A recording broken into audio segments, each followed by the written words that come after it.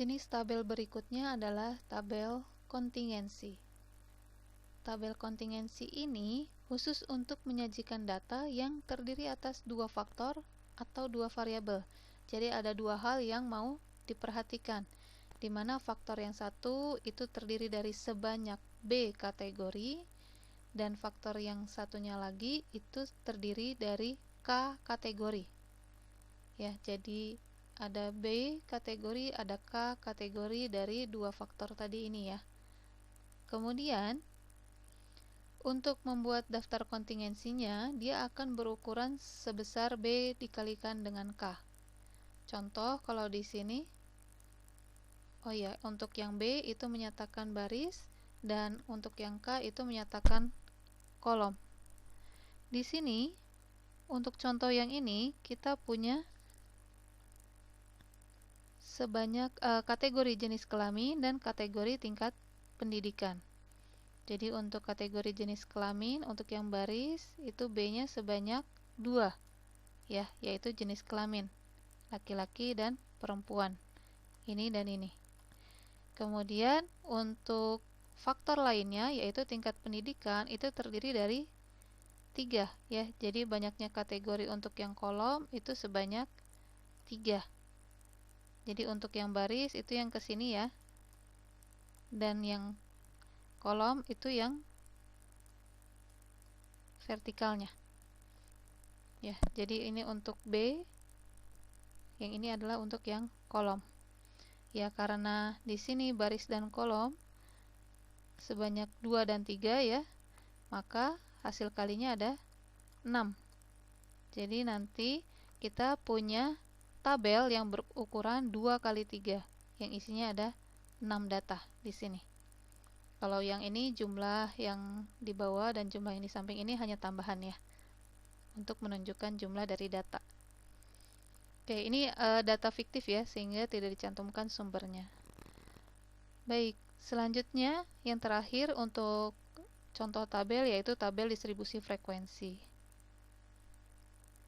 Di sini tabel distribusi frekuensi ini adalah untuk menyajikan data yang datanya itu dalam bentuk kelompok ya.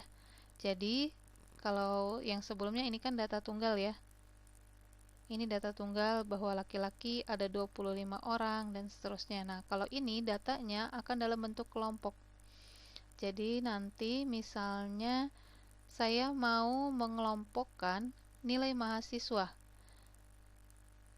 misalnya dari 40 orang mahasiswa itu saya mau mengelompokkan ada berapa yang mendapatkan nilai 0 sampai 30 gitu ya. Ini kelompok 1 misalnya 0 sampai 30, kemudian kelompok 2 itu adalah misalnya dari 31 berarti ya 31 sampai 50, mohon maaf misalnya sampai 60 ya gitu ya, dan seterusnya. Nah ini mau saya kelompokkan ada berapa orang yang mendapatkan nilai di masing-masing kelasnya ini.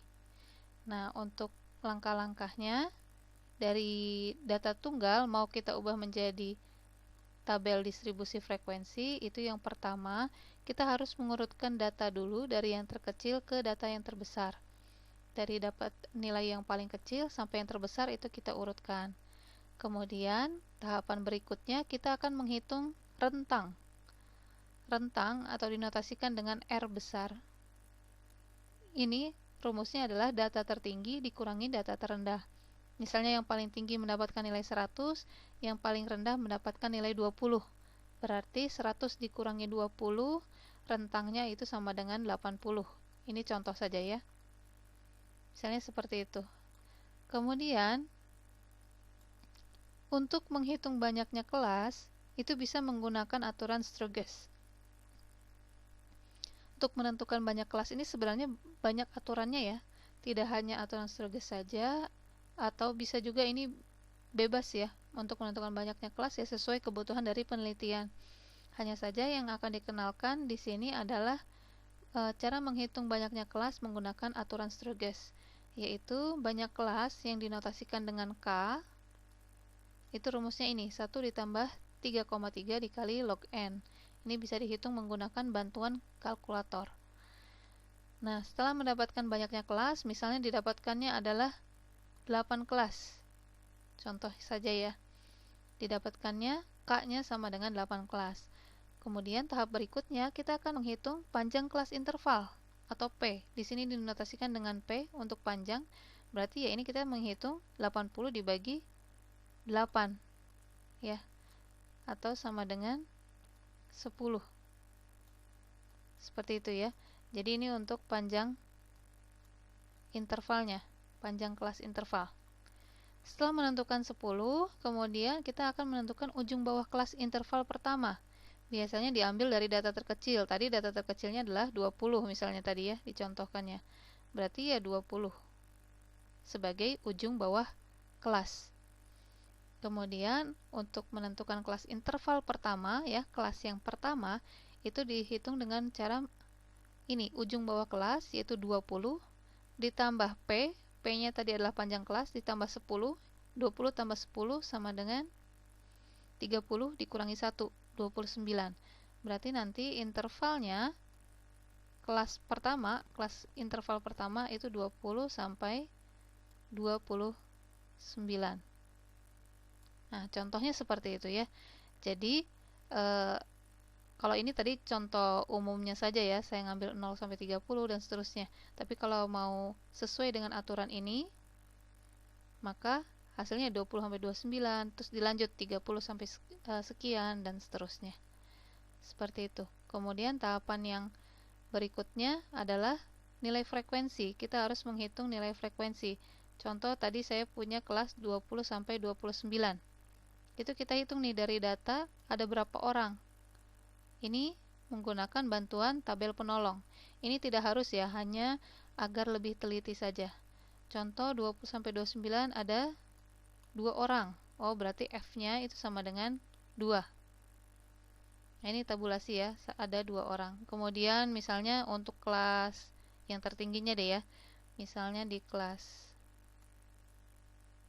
80 sampai 89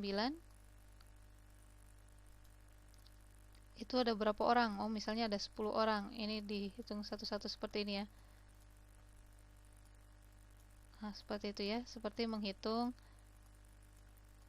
kalau pemungutan suara gitu ya. Oh, ini berarti ada 10 orang.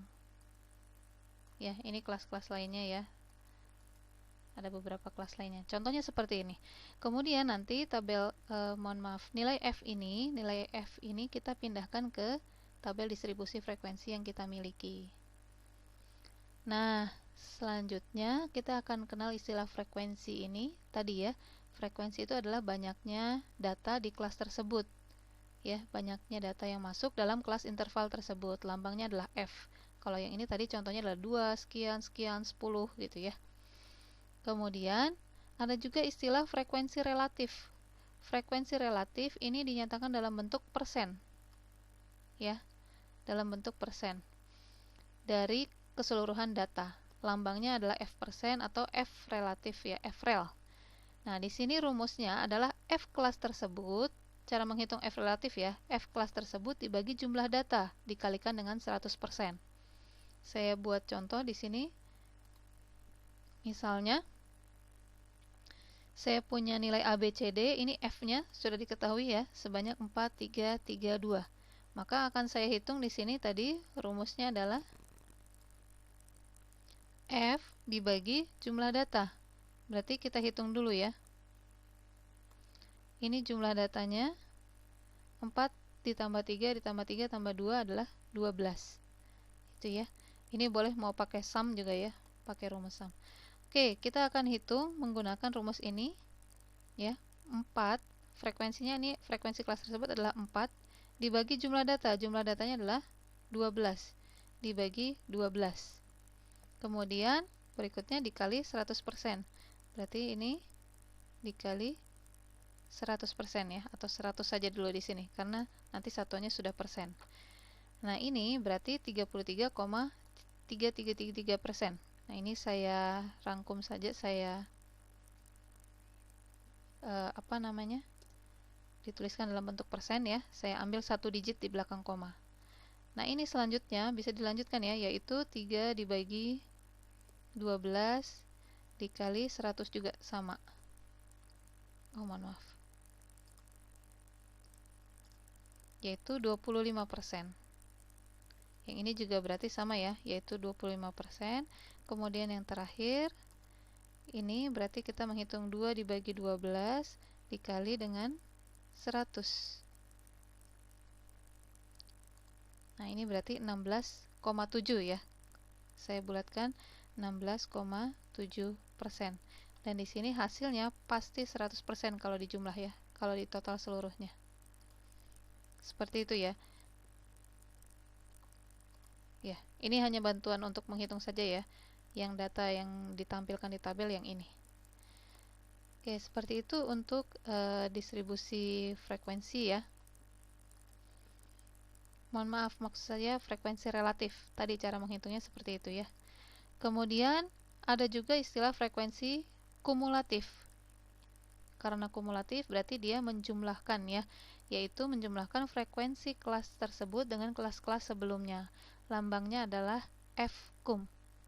Ini nanti lebih jelasnya untuk distribusi frekuensi akan disampaikan di materi ketiga ya, topik ketiga.